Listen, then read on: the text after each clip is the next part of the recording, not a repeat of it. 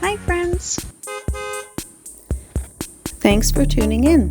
If you like this video, please give it a like, comment below, and take a moment to subscribe to our channel. Welcome to Hayti, Missouri, a small city in eastern Pemiscot County, Missouri, just west of the Mississippi River.